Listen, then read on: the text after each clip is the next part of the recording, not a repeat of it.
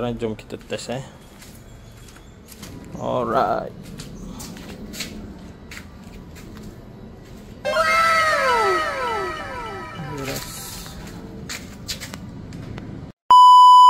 Okay gang, assalamualaikum dan salam sejahtera. So kita jumpa lagi dekat channel aku. Kali ni kita cerita pasal lenser pula. Okay, so ni ada sebuah lenser daripada Singapura kawan kita daripada Singapura. So datang kereta di accident, bumper pecah, bonet bengkok. So ada beam atas pun bengkok.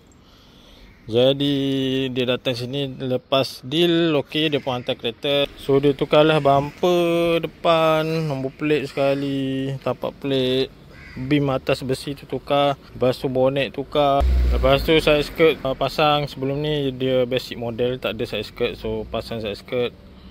Okay, lepas tu kita betulkan sikit ada yang bengkok-bengkok tu. Lepas tu bumper belakang kita tukar jugalah. Okay, so set yang dia tukar ni adalah set FQ lah, FQ 400 FRP. So nanti kalau dah cat nanti okey lah. FRP biasalah kalau nampak-nampak putih-putih macam ni kan, scratch kan, ada celah-celah halus, itu normal lah. Untuk FRP fiberglass normal. So nanti lepas cat baru cantik lah. Okay, bumper FQ, hood FQ, skirt FQ, bumper belakang FQ lah. Okay, so warna tukar sekali dengan lampu sekali. Lampu Eagle Eye V-Line yang ada Demand Eye lah, dengan bulb HID sekali tukar. So kejap lagi owner dah nak datang ambil. So itu saja aku review kali ni.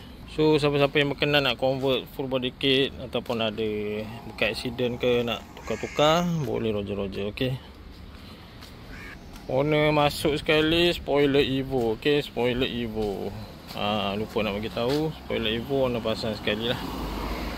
Spoiler ducktail kita buka. Okay, so aku rasa itu sajalah. Yang belum subscribe boleh subscribe, like, comment and share. Okay, so jumpa lagi, bye bye, ciao.